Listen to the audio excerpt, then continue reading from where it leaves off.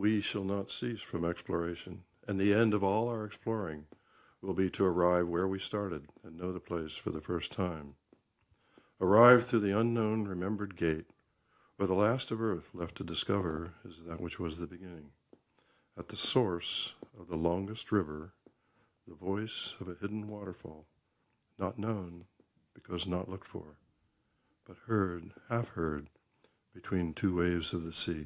Hey everybody, welcome back to another exciting episode of the How to Protect the Ocean podcast. I'm your host, Andrew Lewin. This is the podcast where you find out what's happening with the ocean, how you can speak up for the ocean, and what you can do to live for a better ocean by taking action. Look, the ocean is a difficult thing to understand. It is so big, it is so vast. 70% of our planet's surface is the ocean, yet 5% of it has been explored. We need to know the ocean because it affects nearly everything on this planet. The ocean regulates the global climate system, the weather, and even the amount of oxygen we have to breathe. Half of the world's oxygen production comes from the ocean. Most earthquakes occur in the ocean, so monitoring for seismic activity and tsunamis helps us prepare for these natural hazards. Understanding how the ocean is changing also helps us prepare for climate change impacts to ocean biodiversity and our own food security. However, it's really difficult to gather all of that data if you don't have the infrastructure in place. In comes Ocean Networks Canada, or ONC for short, Canada's National Ocean Observatory. Today, ONC operates high-tech cabled observatories on the Pacific, Atlantic, and Arctic coasts of Canada, and even in the Southern Ocean, that provide live, continuous data about how the ocean is changing. But it wasn't always that way. In fact, up until the 1990s, ocean science was done very differently. I'd like to share with you a clip from the World Ocean Council Ocean Titans film series called Beyond the Abyss, Ocean Intelligence for a Sustainable Planet. In this film about the Ocean Networks Canada, its president and CEO, Kate Moran, explains how Maverick scientists turned the idea of continuous real-time ocean monitoring into a reality. Ocean Networks Canada was founded by 3 Mavericks in oceanography who decided that we needed to put sensors in the ocean so we could understand it in real time. Prior to Ocean Networks Canada, data was collected on ships here and there, one point at one time, and then the next day the ocean changes. So we couldn't get an understanding of the full picture of the ocean. University of Victoria professors Emeritus Verena Tunnicliffe and Chris Barnes were 2 of those founding visionaries of ONC 19 years ago. They were the directors of ONC's 2 major cabled observatories off the west coast of British Columbia, Venus and Neptune. They were soon joined by other Mavericks, all driven by a spirit of adventure and discovery. It's a bit of a dream of mine not only to be joined by folks from Ocean Networks Canada on the podcast, but also to be able to kick off this new series, Surfacing Secrets, Explore the Ocean, Know the Planet. 1 episode a month for the next 12 months, talking about the innovative work that's being done at Ocean Networks Canada and its partners. Today, I am absolutely delighted to welcome 3 ocean science mavericks to the podcast. Kate Moran, ONC's president and CEO, Benoit Pirenne, ONC's corporate innovation and technology officer, and a key architect behind the digital and physical infrastructure that makes ONC's sensor, video, and sound data accessible to anyone, anywhere in the world. And John Delaney, a professor emeritus from the University of Washington in the United States, one of the original Mavericks, an oceanographer whose early ideas about a cabled network of deep ocean sensors helped revolutionize science today. Here is the interview with Kate Moran, Benoit Pirenne, and John Delaney. Enjoy the interview, and I will talk to you after. Hey, Kate. Hey, Benoit. Hey, John. Welcome to the How to Protect the Ocean podcast. Are you ready to talk about Ocean Networks Canada? We are. Absolutely. Certainly. Wonderful. I am very, very excited about this. This has been on a bucket list of mine for quite some time, to have not only all 3 of you on the podcast, but to have a series where we can really dive deep into Ocean Networks Canada and find out more about how it came to be, what it's all about, and what you have planned in the future, and all the projects that you have. And I feel like 1 episode's not enough, so this is a kickoff of a series that we're going to do for this podcast, which I'm very, very excited to do, and to meet all 3 of you to talk about the origins today of Ocean Networks Canada. I've seen a lot of videos. I've seen your careers as you've gone through and seeing it on not only the website, but on social media and so forth. And I've been very happy to be able to watch that. And now I get to talk to you. So this is a huge pleasure for me. And we're going to get into all of how ONC got together and became ONC as it is today. But before we do, why don't we find out a little bit about yourself? So why don't you just let us know who you are and what you do? So Kate, we'll start off with you. Well, sure. My name is Kate Moran. I'm president and CEO of Ocean Networks Canada, and I'm an ocean engineer, oceanographer, and I've been working in the ocean for my entire career. Happy to be here. Thanks for inviting us. You bet. And Benoit? Yeah, so my name is Benoit Pirenne. I'm a Corporate Innovation and Technology Officer at Oceanography Canada. Now I've been with Oceanography Canada and helping build the Neptune Observatory system and its data management since 2004. I was born in Belgium. I lived in Germany, supporting data management for astronomers for almost as long as I've been here at Oceanography Canada already. Amazing. Love it. And John? Yeah, I'm a retired professor from the University of Washington School of Oceanography. And I kind of started my career as a geologist mapping limestones in the Shenandoah Valley, and then got a PhD at the University of Arizona. And my first job and only job I ever had was working at the University of Washington, and took the job in oceanography before I'd ever been to sea. So it was a great eye opener when I first went to sea in 2020, sorry. 1980 had my first Alvin dive. So since then I've been studying underwater volcanoes offshore here and around the world. And I was involved in developing the fiber optic cable that goes out of Oregon and across the Juan de Fuca tectonic plate as a complement to what ONC has done in the Neptune program. So. You know, you all have had such amazing careers, even before you started with ONC. So I'd love to hear a little bit about how you all got started in your careers. Kate, let's start with you. You know, you grew up in Pittsburgh, and being an ocean engineer, was that always something on your mind? Like, was that always a dream of yours to do that, or was that something that changed throughout your academic career? Oh, yeah, well, I actually grew up in eastern Pennsylvania, but went and took an engineering degree at the University of Pittsburgh. Okay. And I did that because of the fact that it was the beginning of Earth Day and when I was in high school. And I was applying for university, and my physics teacher, whose name I will always remember, was Mr. Missile. Perfect physics. He said I should go into engineering, and I didn't know what that was. So it was in the days when you wrote and got your the catalogs, and the University of Pittsburgh actually had environmental engineering as part of their curriculum. So I applied there and was accepted. So I was really interested in the Earth at that time, in terms of a clean Earth and all that kind of thing. And then when I graduated, I took a job working in environmental cleanup for a big company that made toilet paper, and it made me crazy. So I quit, and I took advice from another professor at Pittsburgh to go to graduate school in ocean engineering in Rhode Island. And I went to sea for the first time in January of the first year I was there in the North Atlantic, and got terribly seasick, but fell in love with it. So that's how I got started. Do you still get seasick to this day? Well, it just usually just the first day. Yeah. I've developed a technique. I eat Right. a lot of saltines, don't lie down, go out on deck a lot. Gotcha. Get that fresh air. Mm-hmm. Yeah. Nice. Okay, Benoit, how about yourself? What really got you started to learning more and working more within the ocean, coming from Belgium and moving and living in Germany for a bit? Well, my degree was in computer science.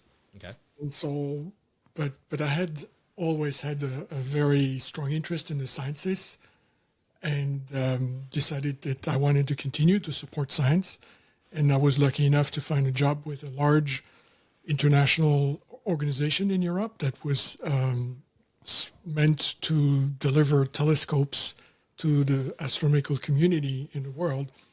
And so after a co-op term there, they decided to hire me, which was great.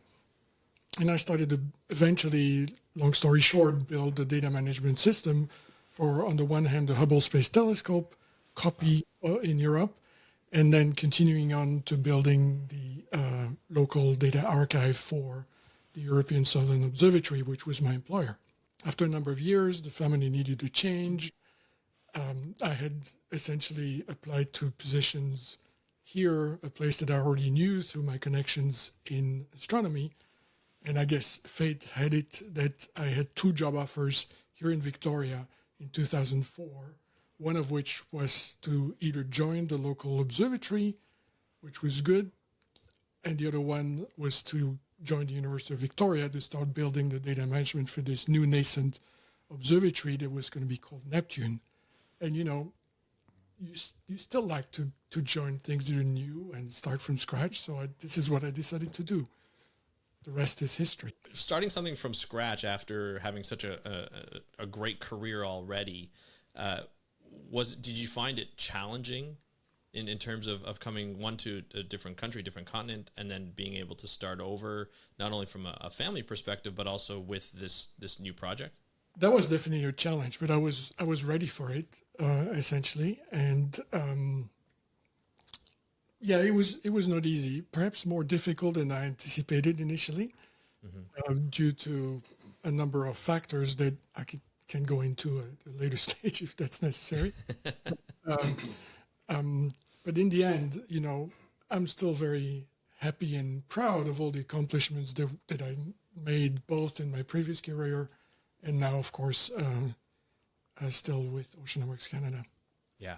I mean, it's a phenomenal career if you ask me, just in terms of what you've been able to accomplish in such a short time. So that's amazing. John, how about yourself? You know, how did you get started in terms of you kind of mentioned it a little bit before, but what really got you to wanting to work in the ocean? Well, I took a job in oceanography. That'll do it. And then it dawned on me that, well, perhaps I should go to sea. I was very fortunate to be invited by a fellow from Woods Hole named Bill Bryan to go on a cruise that he and his colleagues had put together in the Cane Fracture Zone, somewhere between Bermuda and the Azores. Wow. And we went and dredged rocks from the seafloor. It's a not exactly a delicate instrument to dredge the seafloor. Right. It's a brutal act with with a huge weight on the end of a long wire. But I loved it. It was like Kate. It's been my first time, and I had been working in a laboratory at Johnson Space Center before that. And before that, I had worked in the mining industry. I used to be an economic geologist, which should resonate with some of your Canadian colleagues. Yes. Spent time looking for copper, lead, zinc, gold, silver, that type of thing. Right. But once I had taken the job at the University of Washington, I just and had gone to sea on this one cruise in 1978. I never looked back. I never went back into a laboratory.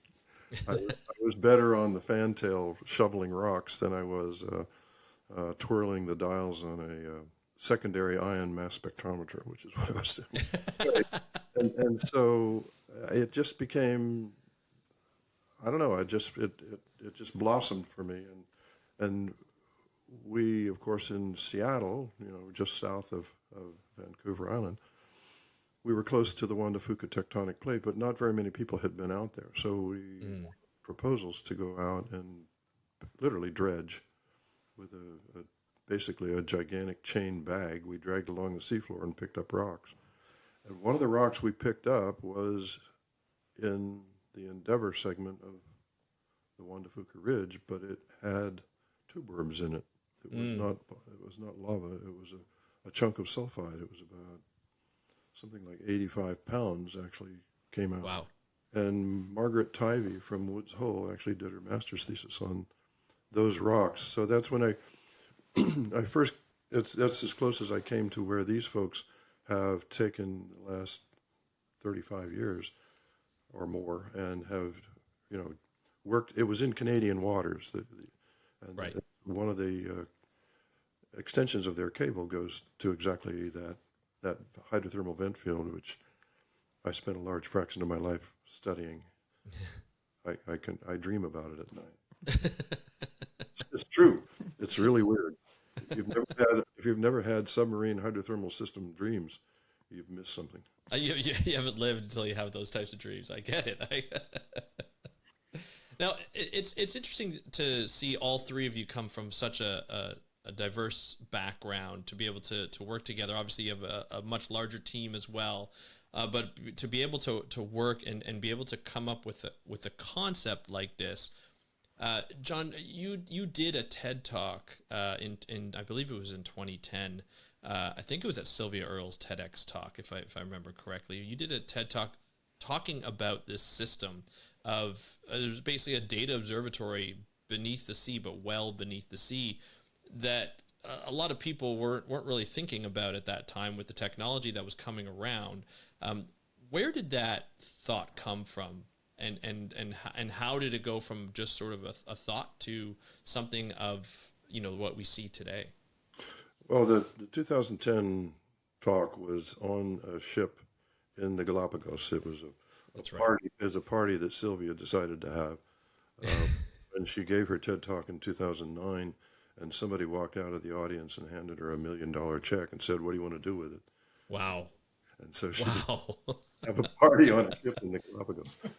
And somebody else canceled, and I was inserted at the last minute.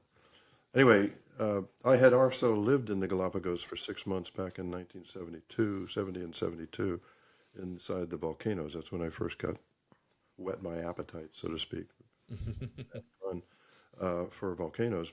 But in I had started a program within the United States that was called the RIDGE program, RIDGE, which is Ridge Interdisciplinary Global Experiments, with a bunch of colleagues. And the goal was to study submarine hydrothermal systems and the active volcanic systems that supported them. And it was funded for a full 20 years by the National Science Foundation. So that was a lot of fun. But toward I guess somewhere in the vicinity of 1991, I was at the American Geophysical Union meeting in San Francisco, and sitting in a bar with a guy named Alan Chave, who was part of this program, and I was complaining about how hard it is to be in the submarine and look out the window, which is 3 or 4 inches thick and about as big around as that. Yeah. And not be able to touch the rocks, because I'm a field geologist. I was used Right. to reaching, and you can see it, but you can't touch it. Yeah. Because the first time around, my first dives were in 4,000 meters Wow. water on the Mid-Atlantic Ridge, and so I was complaining to him, and he said, "Well, there's something new going on at Bell Labs, and it's called fiber optic cables. And we have recently laid a cable across the Atlantic, which I think was called TAT-8. Do you know? Yeah, TAT-8. And he said, now they're getting rid of some of the old cables. Maybe we could pick one up and do something with it." And that was the beginning of the idea from my point of view. And so, long story short, it's too late for a long story to be short. We finally got funds from the National Science Foundation, and we committed ourselves to working very closely with our Canadian colleagues, because my target was the Juan de Fuca tectonic plate. And I thought, Right. let's just turn the old thing into a laboratory. And so we spent a lot of time with our Canadian colleagues, and we were about to launch things together, and then 9/11 happened. And our budget collapsed, and the Canadians got their money that same year, with the proviso that they had to move ahead aggressively. And sadly, the two programs diverged. We never got our money until 2009. Oh, wow. So it took a long time, and so I'm hoping that I can capture the interest of Canadians to play together in a bigger sandbox than we have been in individually. So Yeah. I'm going to stop there. There's a lot. You ask an Irishman to tell a story, and you really have to give him a time limit. No, I love it. I think it's great. I love it. Kate, to just kind of continue on with that, as John was mentioning, he's trying to build his program. It got delayed, but then the Canadian program happened. Was that money that really birthed ONC at the time? Well, I wasn't here at that time, so Okay. that was I called John Delaney a maverick, and the two people that were here Mavericks, Verena Tunnicliffe and Chris Barnes, and both Chris and Verena were the recipients of funding. Mostly Chris for the Neptune Canada. At that time, it was called Neptune Canada Right. Observatory, and it was from a relatively new funding mechanism in Canada called the Canada Foundation for Innovation. And they developed a new program that was called the International Competition. And it was quite a rigorous competition. And through Chris's leadership, they won that award to basically build Neptune. So that was, and they got on with it. They moved ahead, worked with Alcatel, and Benoit arrived 3 years after, in 2004. Is that right, Benoit? Yeah, I guess I Yes. was part of the very first Chris- people to be hired for the Neptune Observatory establishment Right. by Chris. Yeah, and so that started the work of designing, engaging the science community to decide on sites, where should the nodes go. Of course, John's dream came true when the Endeavour segment of the Juan de Fuca Ridge was part of the build for the Neptune Canada Observatory, and then Verena was also in her maverick way. Testing the technology by building in 2006 through somewhat separate funding a smaller version of Neptune called Venus, in installing the first cable in Saanich Inlet in 2006, and basically demonstrating the concept that John thought of quite a number of years earlier. And then Venus expanded in 2008 into the Southern Sailor Sea. Some people call it the Strait of Georgia. And then at the end of 2009, when John's team finally got their money, Neptune was turned on.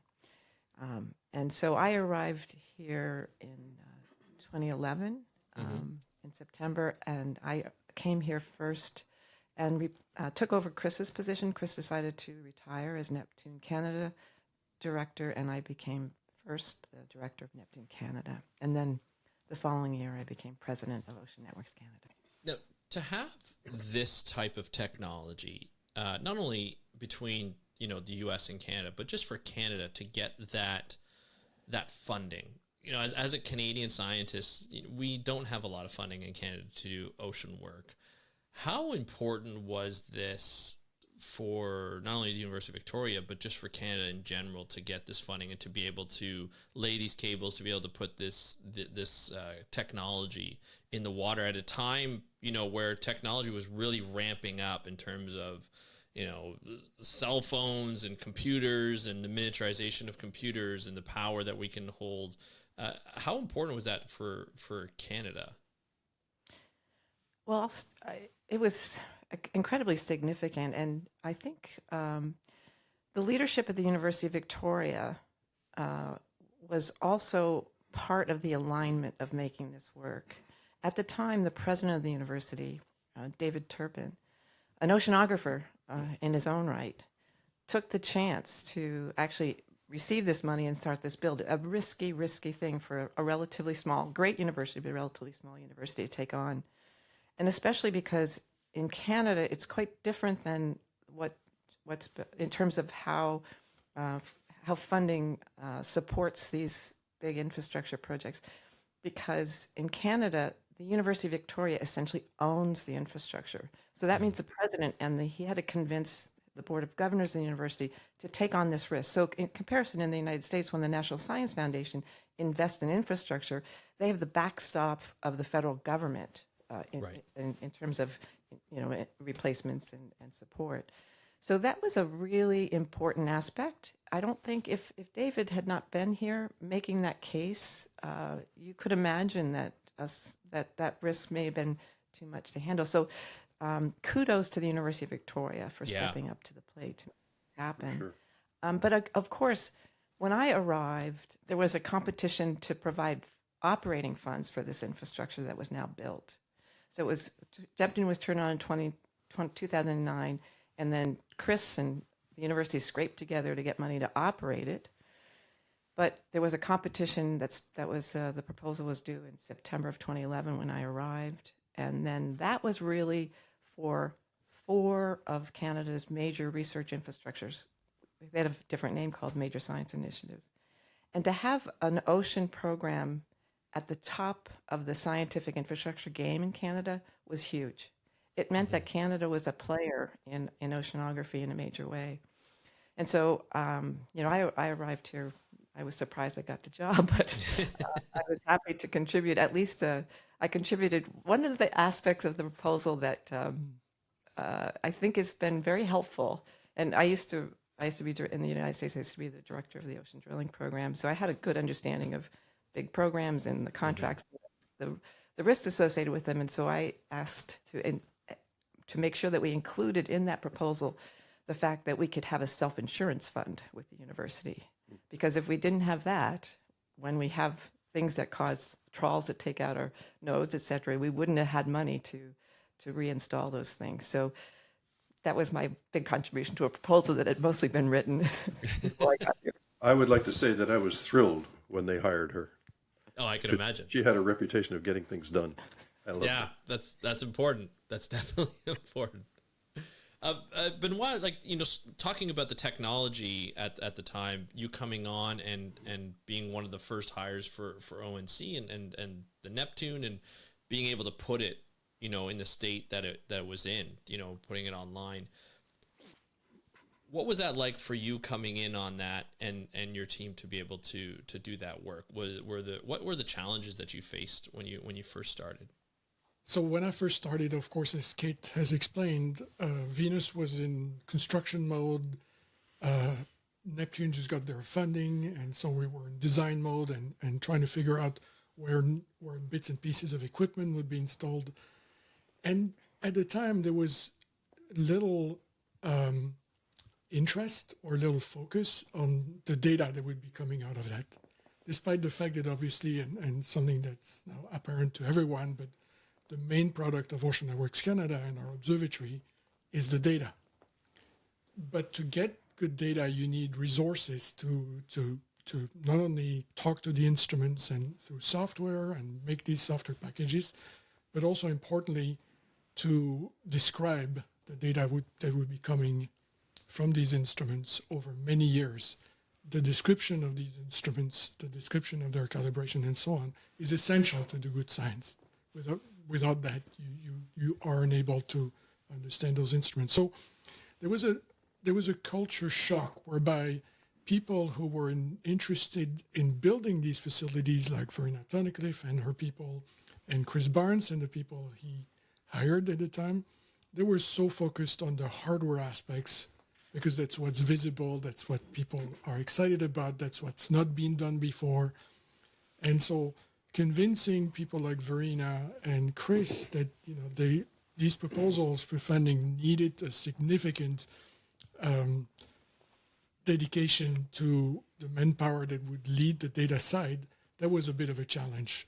Eventually, thanks to the good understanding of Kate of the importance of that, we got the resources. And today, we'll talk about that later probably, but today, a third of the staff of Ocean Networks Canada is dedicated to data. And so I think this shows the importance of it, but it's also the reward of having done that is such that we're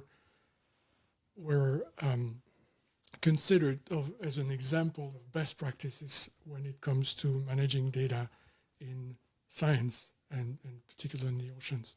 And I would like to add that we had the same battle at our side. We got plenty of money for hardware, but we had a struggle to manage and to strategize in the architecture for the data flow and the data use by the community. So that for some reason at that time, hardware, nuts and bolts seemed like it was more important. I just want to inject one thing, and Andrew, forgive me for entering on my own, but I remember sitting at my desk. There's an irony to this, and it's for me a terrible irony. I was sitting at my desk, I don't know, the mid '90s, and I started thinking, well, if we're going to start a program, we need a name. And I started thinking Northeast Pacific Time Series Undersea Network Experiments. Jesus, that says new Neptune, and so we just used it. It just became what we used in the late '90s and early. And then when we started getting our money, some of the people that Kate had actually dealt with in Washington, D.C., but wisely moved to Canada to some extent to get away from, decided that this Neptune business, that sounds too much like John Delaney. We can't have that. Let's call it the regional scale nodes. So the name in the United States is called the regional scale nodes, which sounds like something, like the bubonic plague from my point of view. But I'm sorry to be so candid with you, but I am absolutely thrilled that Neptune, in the hands of Kate, actually became as elegant and as widespread and heavily used as it has. Well, I also think too, when you start to use the name of planets, and there's that sort of that idea that's floating around that we know more about outer space than we do about most of the ocean, especially the deep ocean. That if you name it after a planet, it's like you're discovering a planet down underneath. You're discovering something new. That's how I take it anyway when I hear like Neptune and Venus. So I like that idea. There's a pithier way of saying that, Andrew. How's that? We know more about the moons behind than we know about the ocean's bottom. That's a new one for me. I Wow. like that. I like that a lot. That's getting clipped for sure. Yeah. Do you mind if I jump on the data side just Absolutely. a bit? Because, Benoit's being humble. I mean, he actually, I think there was pressure to actually hire a company to develop what now we call the digital infrastructure, or Oceans 3.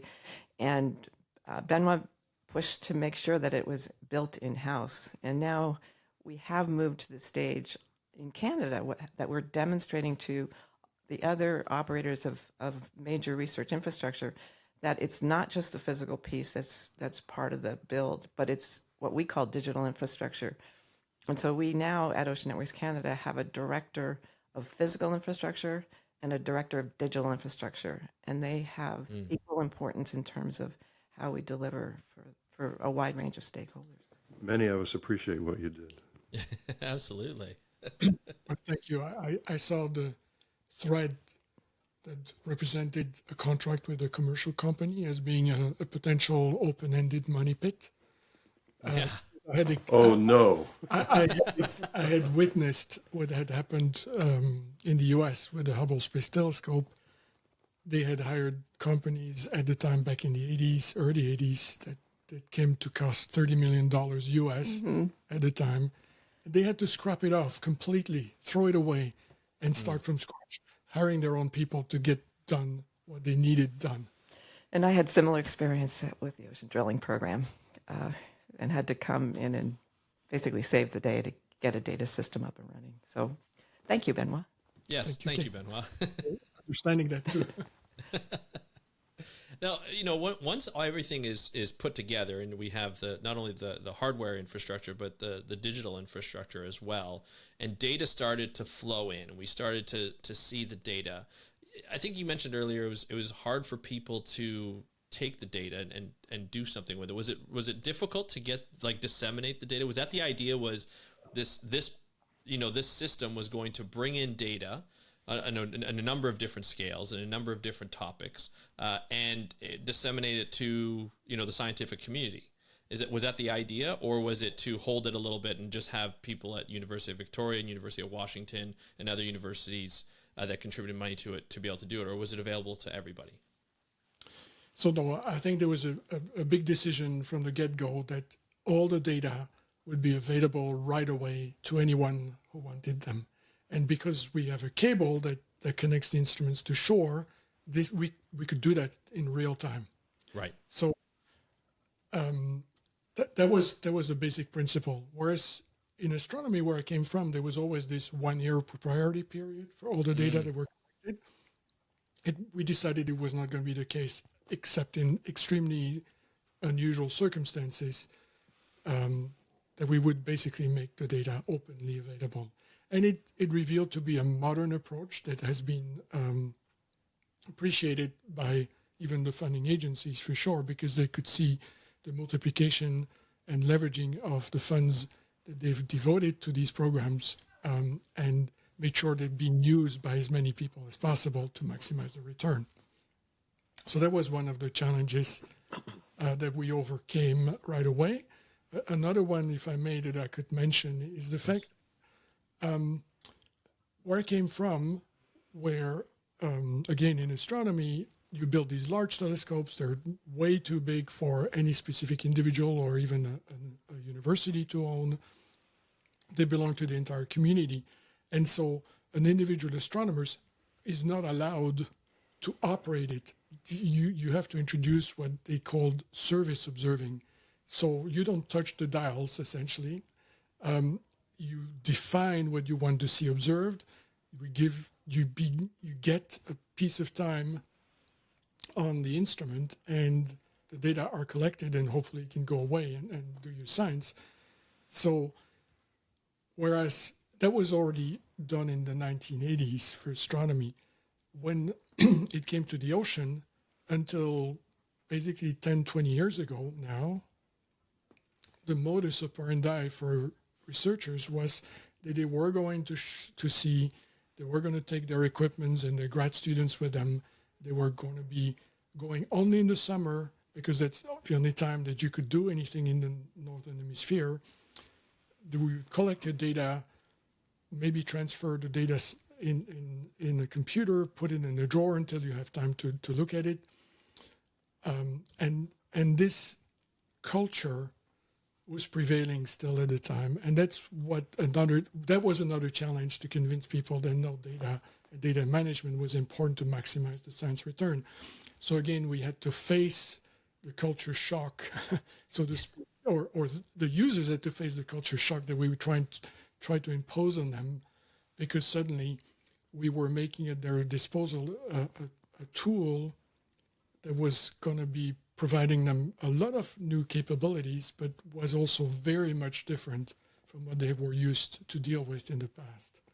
So another one of the challenges to overcome in my position at the time. There are a couple of others that are really important. One is graduate students who have a master's thesis to finish in a year or two. If they're using data that is flowing out the end of a garden hose to everyone in the world, have a little bit of difficulty being sure that they will be the ones to complete that particular work. So that was another cultural wrinkle within oceanography.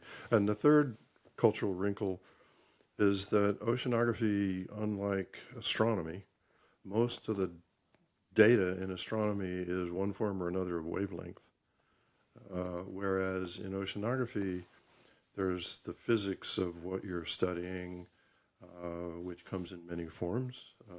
There's the chemistry of what you're studying, which comes in other forms, and sloppy water type things. And then there's biology, which confuses both of the others. And so it's the complexity of oceanography compared to astronomy is, I won't say it's greater or less, but it's very different. And so you have all those tangible elements that, in fact, what Benoit referred to was many times chief scientists and their immediate acolytes would bring their data home, and not everybody got to look at it for as much as a decade, half a decade sometimes. And so the idea of having a constant, somewhat endless flow of semi-infinite amount of information was a great shock. And I think Benoit is the pioneer. Yeah. And Kate's absolutely right. He is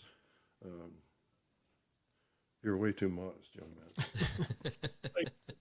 What I want to highlight as well, and I think you touched on another challenge that I wanted to raise at some point during this conversation as well, which is the diversity of types of data that would be coming from the observatory. And that from a leave the cultural alone now, from a technological aspects, from a techniques and level of effort perspective, the fact that we had to deal with so many different types of data, but also different types of instruments, was in fact one of the big technical challenges, essentially something that would cost us because it takes a lot of labor to address. Right. And we needed also to design the observatories and the data management system, the digital part of the initiative, in a way that would allow for the existence of many, many different types of instruments that would change over time, that would evolve, that we would not make ourselves. Also, we were at the mercy of commercial companies that would build those and would decide to change the nature of on you. So we had to build a system that was really flexible, that was able to evolve with the instruments, change and support new types of systems. And that's why today we have, from simple temperature sensors all the way to 4K cameras streaming video to hydrophones streaming sounds from the oceans all the time. And on top of that, those fancy current measurement devices that produce matrices of tons of numbers all the time. So the structure of the data, their diversity, and the constant change of techniques and technologies in these instruments is a challenge.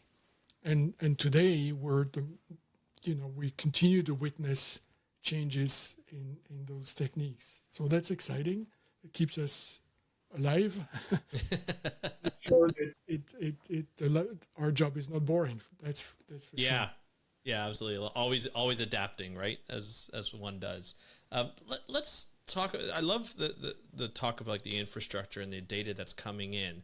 Let's talk about some of the major projects that have come out and discoveries that have come out from the data from ONC. So Kate, as someone who's obviously the CEO and president, what highlights that you would like the people here on the podcast to know about in terms of what has come out of the data and what projects have been really a highlight for you personally and for ONC?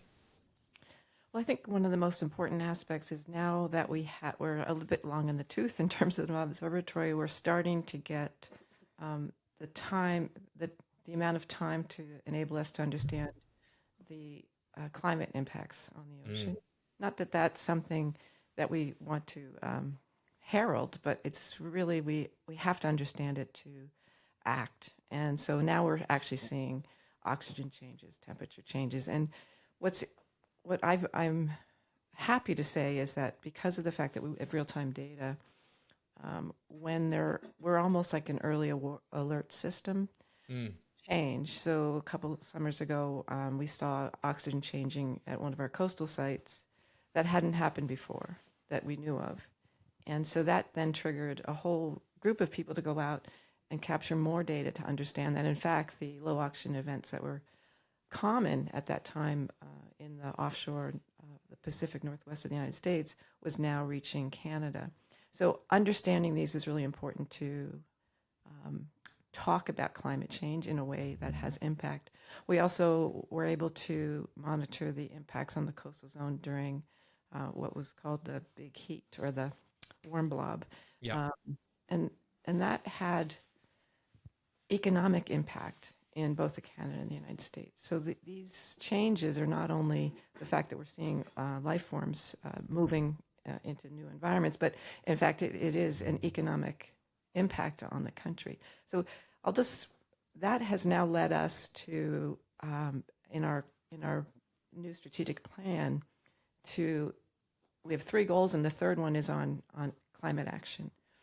And so what we've now been moving towards, that I'm really proud of, are coming up with research areas to work on how we can remove CO2 from the atmosphere using ocean solutions.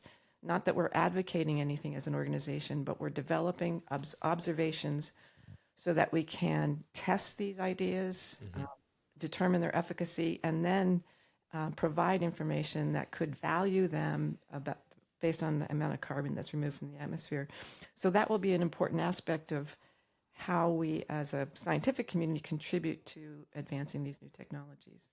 But I'm going to stop and just say one thing that everyone here at the organization is extremely proud of, and that is the fact that we have, starting in 2012, and I arrived as Neptune director early in September 2011. I went to Benoit and I said, there's this Canadian High Arctic Research Station that was announced by then Prime Minister and 2 years before, and there's nothing up there. We should put an observatory up there, okay? He said, okay. So in 2012, we installed the first small cabled observatory in Cambridge Bay, Nunavut. And we were being, colonial in our ways. Yeah. That way. And we put a sea ice thickness monitor on it. There's a company in Vancouver Island that measures sea ice thickness because there's sea ice up there. And we learned that the community wanted to have that sea ice data showcased in the co-op store because they needed to know how thick the ice was to take the shortcut to the airport or go out and hunt on the ice. And it was like this big aha moment of, we need to do this for other coastal Indigenous communities. And that set us on this path of much more humbly engaging with now almost 40 different coastal communities in Canada and delivering data that's theirs. And they then have essentially power to be at the table with industry and government with their own data to say, hey, there's things changing here and we can show you the data and we need change in the way that you're doing your business or that you're regulating the ocean. So we're all very proud of that. Now we have a large team that engages these communities in meaningful ways, and we have youth science ambassadors. And the first youth science ambassador, Mia Atokiak from Cambridge Bay, Nunavut, she was there as a high school student when it was first installed. Graduated from high school, became one of the first students in her class that actually went into a science career in the government of Nunavut. And then she was invited to the UN Decade Conference 2 years ago and actually made a speech about the importance of observing the ocean from her perspective in Cambridge Bay, Nunavut. So all of that, we're very proud of that and really happy that we can continue to do that. And I think that's a very, very important point that we perhaps can all make, and that is a path forward would be to creatively merge the philosophies and attitudes of Indigenous people with cutting-edge technology. Their philosophy and attitude was reverence for the environment that they lived in and supported them, instead of what early on, for sure, was when the Europeans came to the New World, the goal was to get in, get rich, and get out. And they didn't care what they left behind. So I think what Kate has pointed out goes back to this cultural groundbreaking effort. There are many levels of this cultural point, but I think it's extremely important, and I think Neptune Canada has certainly led the way in that effort, and they deserve tremendous credit there. I don't know where that kind of credit comes from. I guess they continue to get funding, so that's Yeah. but that's kind of thin gruel compared to there should be a Nobel Prize for fiber optic cables. I'm kidding. Well, but I mean, there's a lot of challenges to also put up cables in the Arctic, right? Like we're not talking about the friendliest environments to work in. These have been often very difficult and challenging places to work in, obviously with climate change helping that out in terms of making things a little easier to work there and be able to lay this type of cable. Was it a difficult thing to do to lay this fiber optic cable in the Arctic? Well, it's in a coastal environment, so it's relatively simple, but certainly that we had to design it so that the challenge in these sea ice covered areas is that the land fast ice can take out the cable. So we developed a technique to protect those cables. And in fact, last January, we decided to go even further and we installed a coastal observatory in Antarctica. just in the Wow. and we have developed talk about our physical infrastructure team. They are amazing at developing these coastal observatories that are relatively easy to install, protected from sea ice, for example, and they have incredibly developed innovative ways to maintain them. And that continues to improve over time, so much so that we are planning to install many more coastal observatories in Canada because Canada has the longest coastline in the world, Yes. and most of it's in the Arctic, and most of it's not very well understood. And so, in addition to developing these coastal observatories, we have decided to move forward with developing systems to measure things like coastal radar, which is measuring surface currents that are renewable energy powered, compact. You can deploy them by helicopter so that we can begin to populate these areas of the Arctic with power systems and coastal radar, but possibly other sensor systems to build up that presence in the Arctic to understand our own coastline. So those are the new things that are coming. I'll just come back to one other thing I'm proud of, and it stems back to somewhat of Benoit's background and John's decision to name the Neptune. Thinking about planets in space. We also have a terrific physical operations team. In 2018, the high energy particle physics community knocked on our door out of the blue and said, we want to install a neutrino observatory, and we heard that you know how to put things in the water and make it work. Mm-hmm. And I was telling John about this morning, and within 8 months, we designed, built, and installed a test neutrino observatory at our deepest location. And that has led that community now to secure funding to build probably the world's biggest neutrino observatory going forward. It will be similar to the neutrino observatory in Antarctica that's owned by the U.S. National Science Foundation called IceCube. And that's moving ahead apace. And we're really proud of that. Yeah. Because, as we mentioned, the diversity of data, there's every science in the ocean. So it's like crazy to call it oceanography. It's every science in the ocean. Yeah. And so that's what we're measuring for every one of those sciences we deliver data. But this is this is the technology that we know what we can do. It's just a matter of putting it into place and almost being there. And I think, and a lot of funding. And I think that obviously that's a big part of it. But if we're going to continue to explore the oceans as crucial as they are, we're going to need this type of funding. We're going to need places like ONC to continue to bring that data to people on a regular basis. Benoit, just from a data infrastructure standpoint and a digital infrastructure standpoint, what are some of the things that you're working on recently, or your team's working on, that we could expect to come up on the horizon? Well, as I said before, there's always something new coming up, and it's not coming from us. It's coming from the community of researchers who build new types of instruments. It's coming from industry who invents new methods to collect data. Mm-hmm. And this is all very exciting. And so to me, what's going to be coming out for us in the next year to 5 years is those new instruments that have a relationship with what is commonly called fiber sensing. Basically, you take a fiber optic and you shine a laser light very frequently, like hundreds of times per second. And in between the shots of light, you look at the backscatter. You look at the reflections of this particular flash of light at every point along the fiber because of the impurities on the glass of the fiber. You are going to have these reflections. And if you observe this like a lot of times, 100 times per second, you can start building a concept of changes that occur in the fiber at a very fine resolution, meaning not only spatial resolution along the fiber length, which could be up to 100 kilometers, but also sense very precisely the changes that occur to the fiber from when it's subjected to strain, stresses, temperature changes, and all that.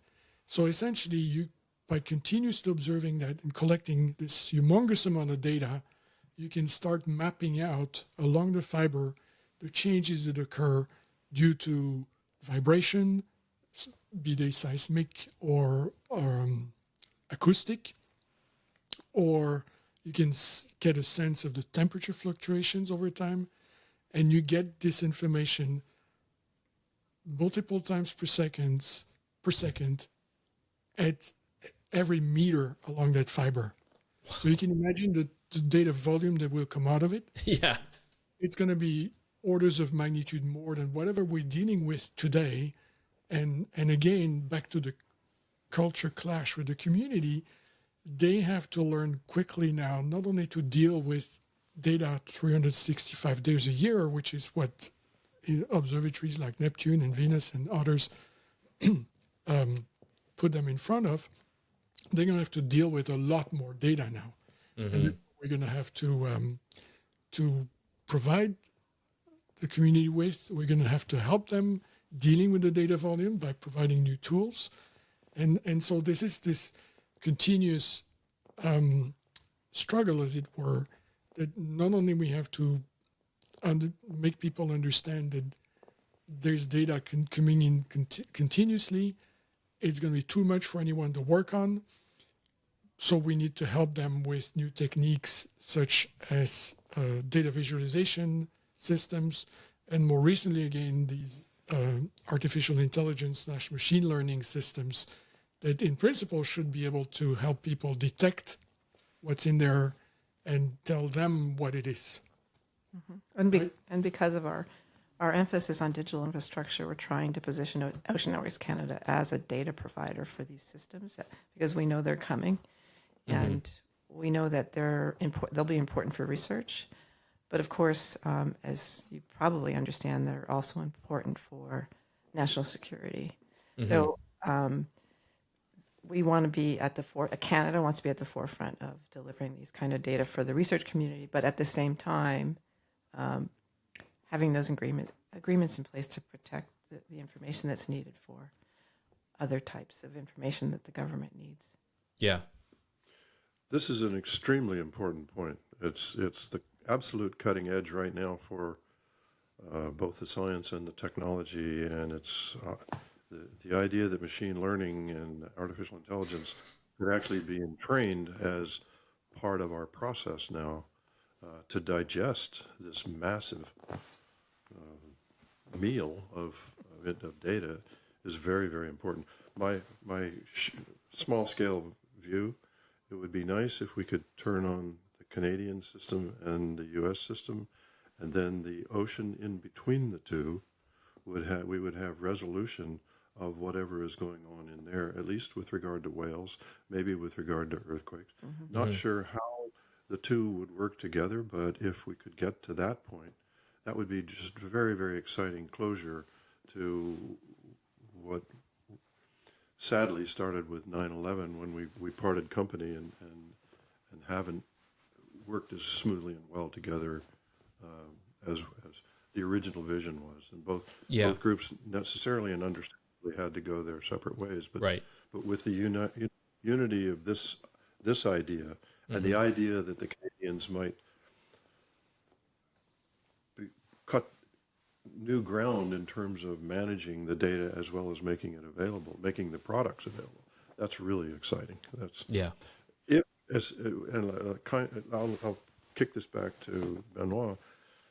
The global network of fiber optic cables is something like 1.5 million kilometers on the sea floor.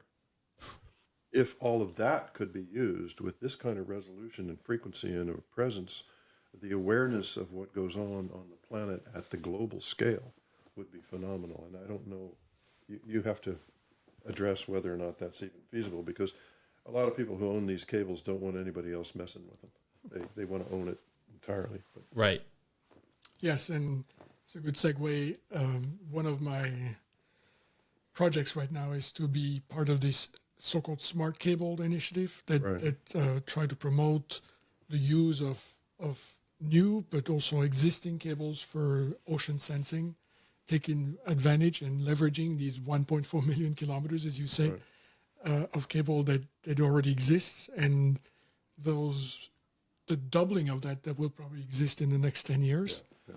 And so, yes, it's a challenge, but I think because these techniques that I was describing, the use of the use of fiber sensing can be also seen as a cable protection system, because you then understand what's happening in your cable. Like for example, there's an anchor drag that's approaching the cable, and it could be cut like any minute now. Then you kind of pre-warned. It doesn't mean you can stop anything from happening, but at least you can trace back not only where it happens, when it happened, and who might be the culprit is something you can derive from the data you're collecting.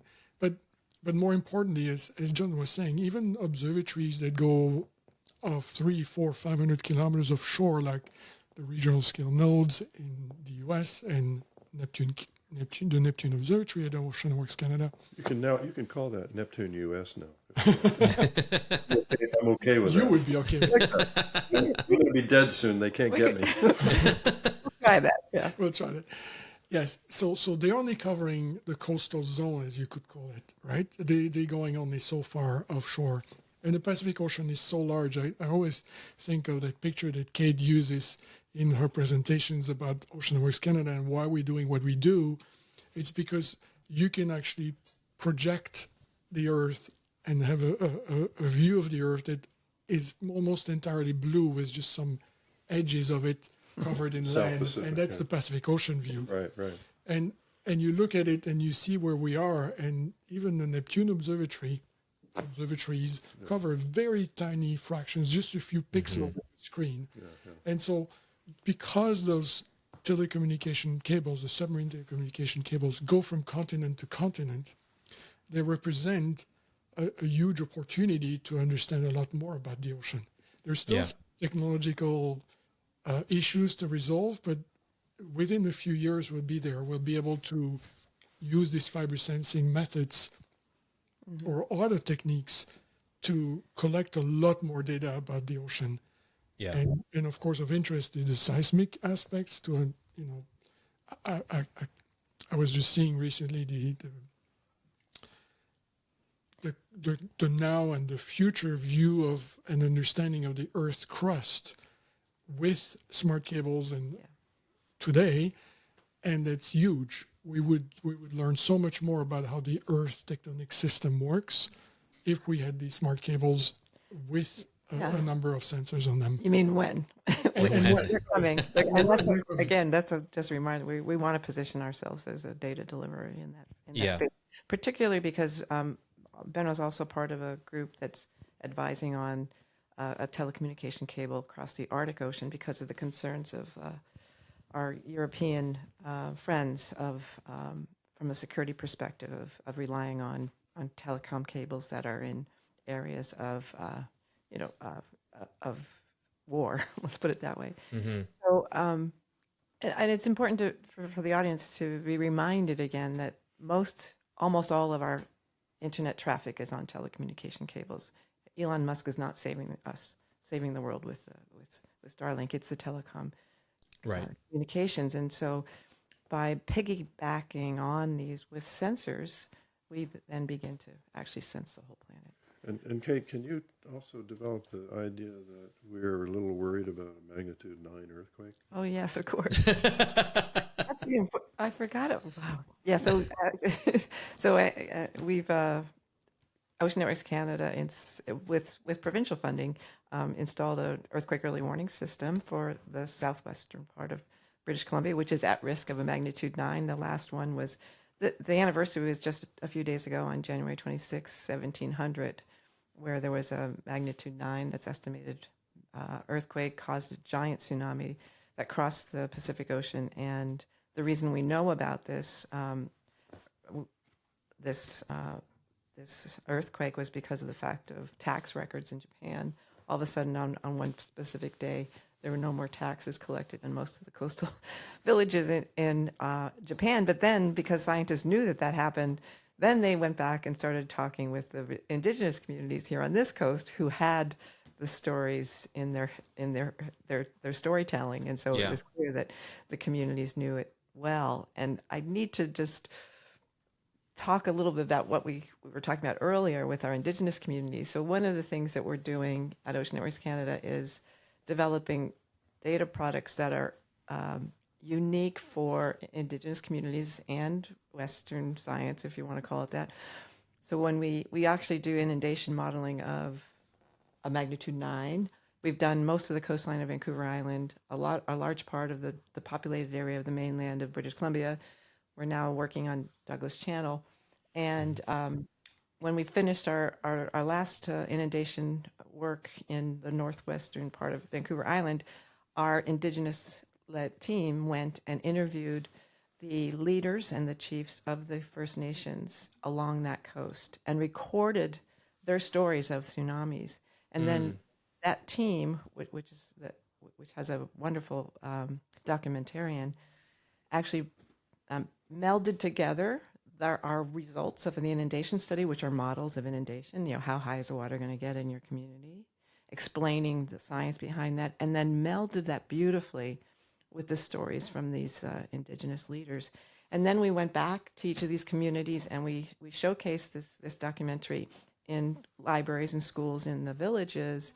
And the feedback we got was tremendous. It was that this is the kind of product we want. We don't want a page report. And so that was our first step into really having truly meaningful, two-eyed ways of seeing things like tsunamis. It's a very rich storytelling environment. This event was a battle, a well-known battle between Thunderbird and Whale, and they fought and fought and fought, and that's the way it's accounted for. But villages that were 100 feet high were actually wiped out. I mean, Wow. and some of them talk about waves that actually crossed much of the Olympic Peninsula. And Wow. it's just an astonishing set of stories, and I, sadly, not very much of this goes on in the United States, but I'm thrilled that it's happening in Canada. I think I was thinking maybe there are 9 provinces in Canada. Is that right? 14. Why not make the United States the 10th? Happily welcome Washington. Yes. Yeah, but let me Yeah. just put a plug in for the documentary. It's on YouTube. It's called Tsunami: The 11th Relative, which is the First Nations called the tsunami the 11th relative. Yeah, So- we'll definitely link to that in the show notes for sure.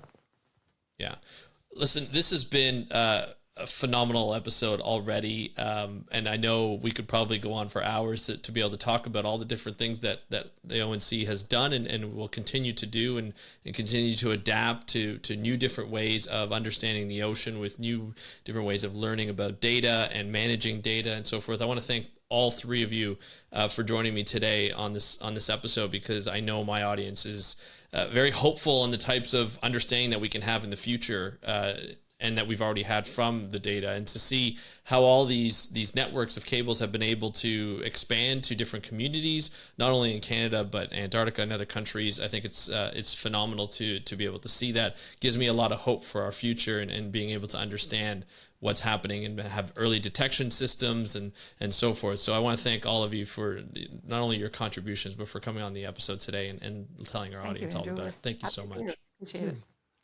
Andrew, if I can give you a gift back. Yes, Thank please. you for doing this. It's a note to you from T.S. Eliot. Okay. It's from the 4 Quartets. We shall not cease from exploration, and the end of all our exploring will be to arrive where we started and know the place for the first time. Arrive through the unknown remembered gate, where the last of earth left to discover is that which was the beginning. At the source of the longest river, the voice of a hidden waterfall, not known because not looked for, but heard, half heard, between 2 waves of the sea. That's Nice. Thank you so much. That's awesome. I love that. There's a lot more to that, but it's. I recently went to a ceremony in Annapolis where they devoted an entire ceremony to naming a new ship for one of our colleagues, Don Walsh, who dove into the Marianas Trough in 1960. Wow. That was one of Don's favorite poems, by the way. Well, we appreciate that. Thank you so much for sharing that with us and sharing his contribution as well. We appreciate it. Again, thank you to all three of you for joining us on the episode. Looking forward to diving deeper into the Ocean Canada Networks, Ocean Networks Canada, and being able to find out more about the wonderful projects that are happening there and the people. Thank you so much. Thanks for your work, Andrew.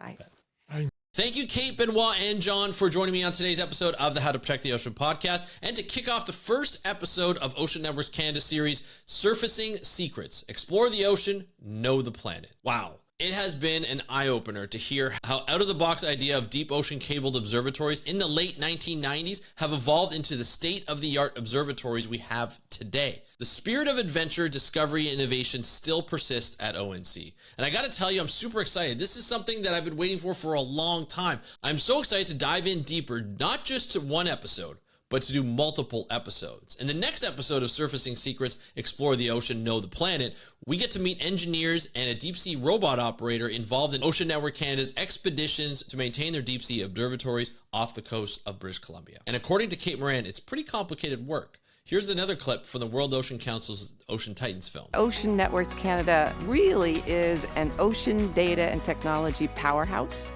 We install high-tech sensors.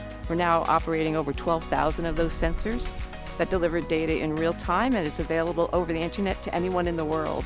And so we deliver this incredible technology with this team of engineers, scientists, technicians, data people, GIS people who work together to make that happen. And for those who don't know, it's harder to put sensors in the ocean than in space. Join us next month to continue this series, but of course you can watch every episode in between that. You can also subscribe and follow us on YouTube and hit that notification bell so you don't miss any episodes. And if you want to hear more from me, and if you want to contact me directly, you can do so. You can DM me on Instagram. I'd be more than happy to answer you at How to Protect the Ocean. That's at How to Protect the Ocean. I want to thank you so much for joining me on today's episode of the How to Protect the Ocean podcast. I'm your host, Andrew Lewin. Have a great day. We'll talk to you next time, and happy conservation.